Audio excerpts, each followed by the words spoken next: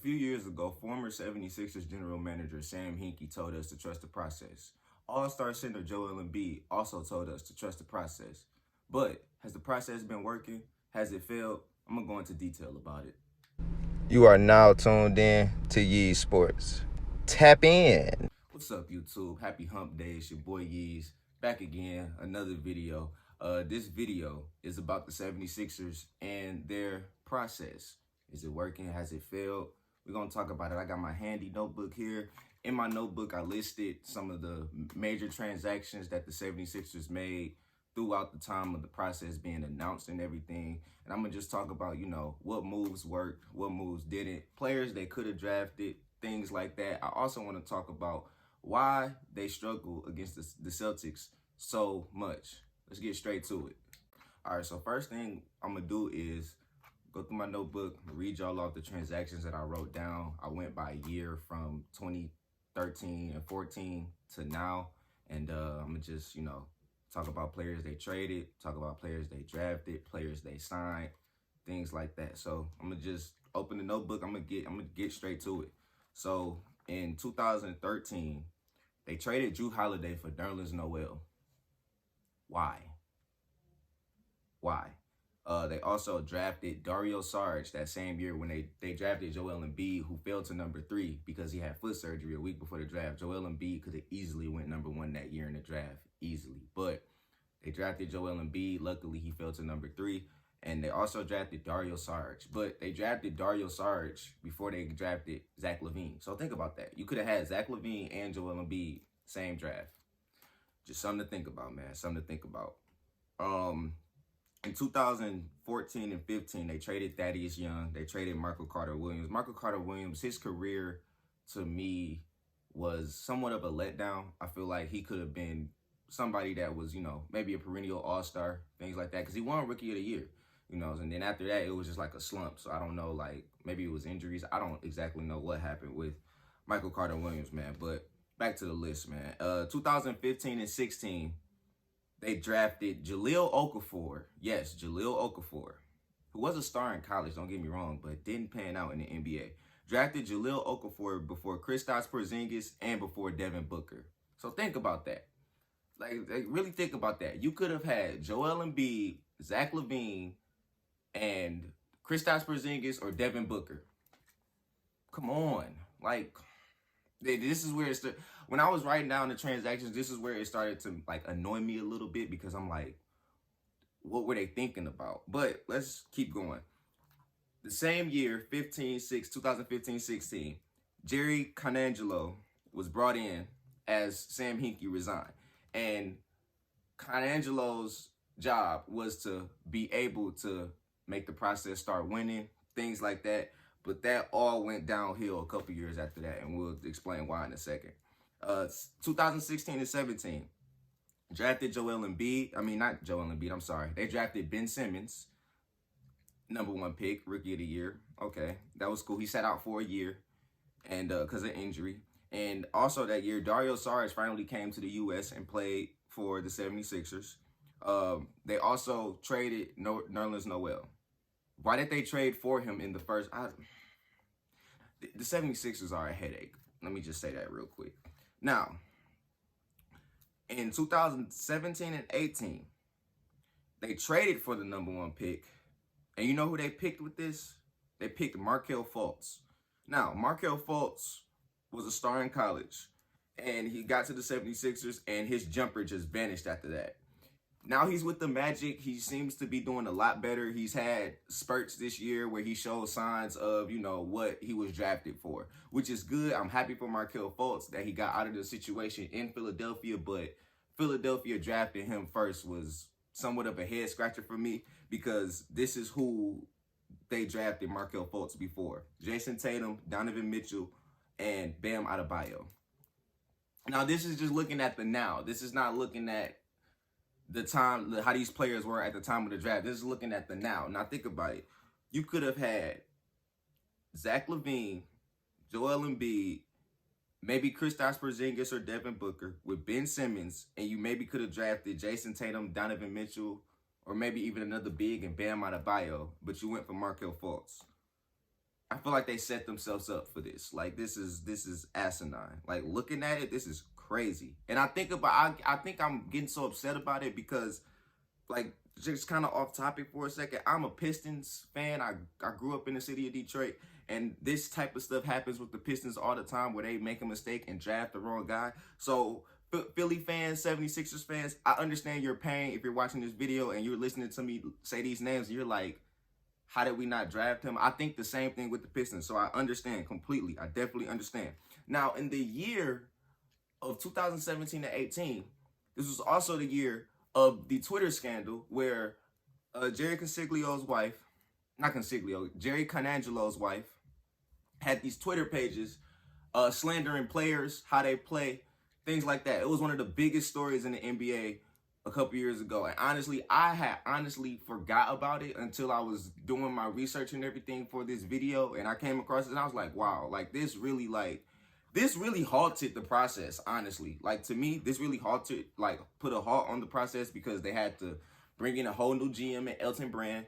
And, you know, the players started to not trust the organization, you know, and things like that. And it was an ugly situation. If you have the time, go on the internet, search this scandal if you're a new NBA fan, anything like that, and just look at what was being said about the players, man. It was really crazy. And I feel like, you know, that really put a stop on the process and really, you know, put a dead end at the process. Now, don't get it twisted.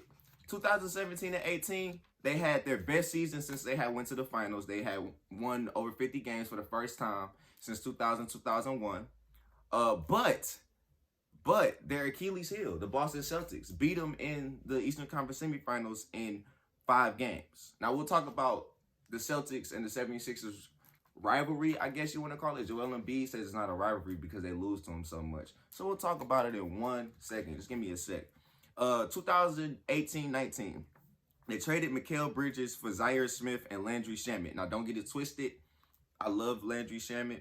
Like, he's probably one of my favorite role players in the NBA, can really shoot the ball well. He was a good pickup for the 76ers, I feel like. When they let him go, I was kind of upset. I was upset they let him go because that's shooting. You need shooting in the NBA. You need shooting. Now, they traded Robert Covington and Dario Saric for Jimmy Butler. And once they got Jimmy Butler, I'm not going to lie, I thought that the 76ers were, you know, going to make a run to maybe the finals. Maybe. But obviously, you saw what happened with Kawhi in that shot in that Game 7. Yeah. I don't want to break any 76ers hearts fans. I don't want to break any 76ers fans' hearts by bringing that back up. So I'm not going to do that. But you know what happened. They traded Markelle Fultz to the Magic, brought in Tobias Harris. Another great pickup. Like, I like Tobias Harris. I was upset when Tobias Harris got traded away from the Pistons because Tobias Harris is nice. Now, a little overpaid, don't get it twisted, but he's nice. He's nice. Now, we're going to go into this past season, 2019-2020 season.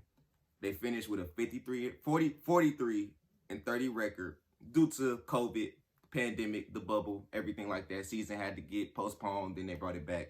So it's kind of a weird situation with the record. But they traded Jimmy Butler to the Heat for Josh Richardson. And that was okay to me. That was an okay move. I like Josh Richardson, but he's not Jimmy Butler, like, at all. Like, let's just say that now. And then this was the move that kind of made me go, what are they doing? They signed Al Horford to a 4-year, $109 million deal. Al Horford this season averaged 11 points and 6 rebounds. What? Like, why? I get it. Al Horford played for the Celtics. He was giving Joel Embiid all kinds of work in playoff series and regular season. I get it. But to bring in an aging Al Horford to beat the Celtics, that's not going to do it. The Celtics have too much firepower all around on their team. They have toughness, they got shooting, they got defense, they got some length. is bad. Like, it's bad. The Celtics are just too good for the 76ers. They're too good. And then this season, after being swept by the Celtics, I'm gonna get rid of my notebook. After being swept by the Celtics, they fired Brett Brown. Now, don't get it twisted. Ben Simmons went out with an injury that eliminated him from playing in the playoffs. I don't hold that against the 76ers. You can't predict the injury. You can't stop an injury.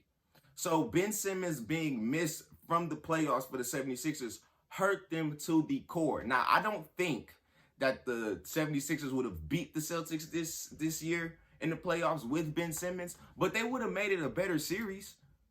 They would have made it a way better series. Like, the 76ers got swept.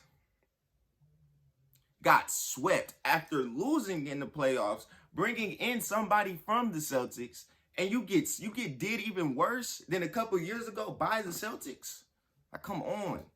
Like, come on. I don't know what the 76ers have to do. I don't know what the 76ers need to figure this thing out.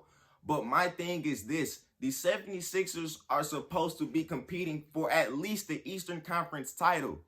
At the least, between them, before the season started, I said Bucks, Celtics, and 76ers were the top three teams in the Eastern Conference. Now, the Bucks and the Celtics, they held on to theirs. The Bucks are number one, the Celtics are number three, and the Raptors are number two. Very surprising what the Raptors are doing this year, by the way. But I had the 76ers in my top four teams in the Eastern Conference this year. They let me down by becoming a 6 seed, and when they became a 6 seed, I knew they were in trouble. Because you had to either play the Raptors, the Celtics, or the Heat in the playoffs if you were that 6 seed. You played the Celtics.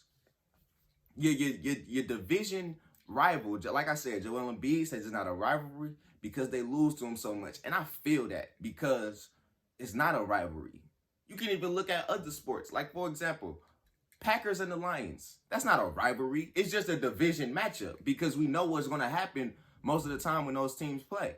You know what I mean? So when the Celtics and the 76ers match up, you almost know what's going to happen. The 76ers are not going to win. So the fact that the 76ers had to play the Celtics in the playoffs, it led to trouble for me. It led to trouble because you're not going to advance. That team has your number. That team knows your game plan, everything like that. And it's sad that the 76ers have to really go through this because the process seems to be stagnant. It seems to be very, very stagnant. It's just staying in one place. It's not moving. It's not really falling. It's just staying in that one spot where it's just like, okay, you might be able to hit a ceiling, but you don't know because, so-and-so gets injured, or you trade this person, or you overpay a 30-plus-year-old center. I don't know. I don't know what the 76ers have to do. I think the 76ers have to really go back to the drawing board and really figure this thing out because you guys were put in the place of title contenders. Like, there were analysts, there were writers put in the 76ers as title contenders. But it's not being done. It's not being done. So I'll ask you guys in the comments. You can let me know down below. Has the process failed? Is the process working? What do you think the 76ers need to do? Because like I said, I'm just somebody that gets on YouTube and I give my opinions on these things and I make videos about them. I'm not in a general manager office. I'm not in a coaching position. I'm not in the NBA. I don't know what's needed from the players or anything like that to make this thing better. But I do know for a fact the 76ers need to figure this thing out because if they don't, the 76ers will be back to where they were, 8, 9, 10 years ago. Draft lottery, everything. Like, I don't want to see that. I like the 76ers. I like Joel Embiid. I like Ben Simmons. I like what they have there, but they got to figure out how to make it all work. They got to figure out how to become a top dog in the East because no one is scared of the 76ers. No one fears the 76ers in the Eastern Conference. I don't know, man. Like I said, let me know down in the comments below what you think the 76ers need. Is the process working? Is it failing? Let's talk about it, man. Don't forget, man, like, comment, subscribe, and share. That's all I got for y'all right now. I will be coming with another video this week previewing the Celtics and Raptors Eastern Conference semifinal series. And yeah, like I said, that's all I got. Let me know down in the comments what you think. Don't forget, turn on post notifications as well. And I'm out of here.